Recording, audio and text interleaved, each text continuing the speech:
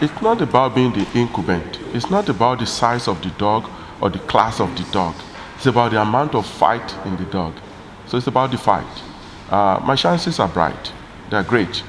Having said this, I also recognize that the power of the incumbency is there, and we must work extremely hard to unseat a two-time, no accomplishment senator.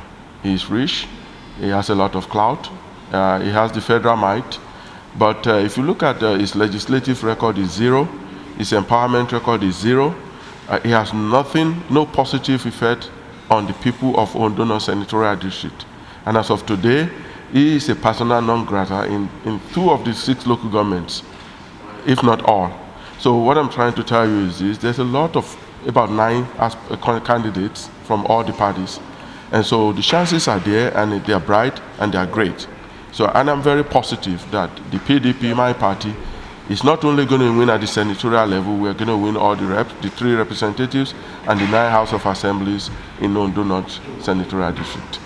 Then one of the problems facing in your area is the bad road or network. What are you going to do if you have a chance to be elected at the Senate to represent federal government? All right. Well, I will not limit this, even though all politics is local. I will not limit this issue to Ondo North. It's a nationwide issue. And if I am, the people's choice, and come June 2019, our top priority, number 1, will not even be infrastructure. Because if you look at this country, we're a majority youth country. What do I mean by this? Over 25% of our population is below the age of 16. And so by and large, the average age of a Nigerian is 17.9 years old, which is lower than 18 years. It means we have a large population of youths, and mostly our youth are unemployed. So youth empowerment will be my first priority. Secondly, will be the issue of taking our major needs to the budgetary process so that our roads can be included in the allocations, and our road can be repaired. And if we need new roads, they can be built. Because Ondo North, as you know it, is a critical and strategic economic corridor. And what I mean by this is over 70% of the truck trades through the north and south goes through Ondo North. And that's where you have the worst roads. So if I am fortunate and if I'm elected and come June 2019, that will take priority number 2. That is, the federal government must pay attention to the economic importance of Ondo North, to this nation, to the logistics, and to the commercial growth of this nation. And once this is done, you will see that these roads will be paved, they will be in good condition, and it will be safe for all motorists. There's too many deaths on our roads, and this is not acceptable. Nigeria has all it takes to make the roads in Ondo North great and safe and motorable. Today it takes about 2 hours to travel through 45 kilometers. And you know that's a lot of economic waste. So if we talk about the waste of human life, we talk about the economic impact, and there's a lot of things that can be corrected easily with just small money, small investment from the federal government.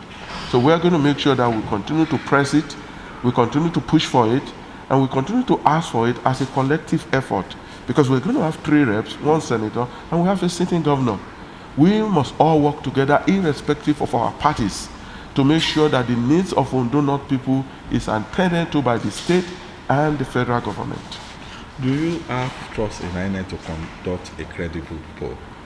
Well, as of today, going by what Buhari just did, the APC government just did a few days ago, my trust level in the INEC is very low. But mind you, I must say this, the INEC has a lot of professional people, but at the same time, they have what I would call political appointees. The political appointees are the problem.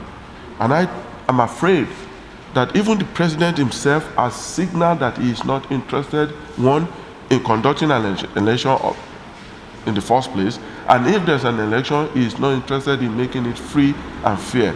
So to answer your question, my trust level in this government to conduct a free and fair election is absolute 0. Okay, let's talk about the INEC, the what we call what do you think can be done to control the controlling of vote buying symptom in Nigeria politics? Well, vote, it's unfortunate that we have this problem, and it's the biggest level of corruption, and it's engulfed every citizen. And when I say every citizen, I don't mean everybody. And it's because a higher percentage of our population lives by it, because there's too much poverty in the land. So to control vote buying, you must first control poverty. You must first reduce poverty. You must empower the people to the point that the peanuts that the politicians are going to give them does not make any difference in their life. Because the people are poor, they are looking for the next instant solution, no matter how small it is, to just get a few things done. And so to stem and to stop vote buying, we must put policies in place that empowers the people to at least be self-sustained. Only when we achieve this can we say we may be able to stop vote buying. If you continue to arrest people, or all this, what I would call war against, that this government is embarking on, it's not going to solve any of the problems. The day we will be free from vote buying, number one, is the day we educate our people enough to know that their vote is priceless. Now, number two is when our people actually knows that they can support themselves and they have the means to do that. And number three is when poverty is eradicated. Once we can achieve all these three solutions, vote buying will be a thing of the past in this country. What advice do you have for the federal government on the linkage of ASU strike? Well, it just shows you how much this government is clueless. If you look at all the developed countries of this world, they have very, very strong educational systems. So a nation is as prosperous as its educational system. When a nation has a very poor educational system, then that nation is going to be very poor. For the federal government to allow ASU to go on strike, or to treat ASU that to the point that they have no other option than to strike, it shows you that this government is not really interested in the growth of this country. So my advice is to this government is to get their hands off the cookie jar. Leave ASU alone. Leave the universities alone. Let the educational sector be very, very independent, so that the universities can determine what they pay their employees. Employee-employer relationship. So that these professors, these academicians can focus on the job of building the nation, training our youth, equipping the nation with the manpower and the tools that is required to grow, to develop technologically, economically, and even socially. You can see the rate of moral decadence in our society. Well, if you look at it, it parallels what's going on in our universities. The issue of ASU strike. Yeah? The matter is not business in federal governments alone. There's some governments don't have money to pay 30 million. Some governments will pay 23, some governments will pay 22,500, and some of them will pay the highest 25. How do you react on this? It's a thing of shame that in today's Nigeria, we're talking of minimum wage as 30,000 naira. When the government come in and put the economy in free fall, and everything is almost 3 times the price it was in 2014.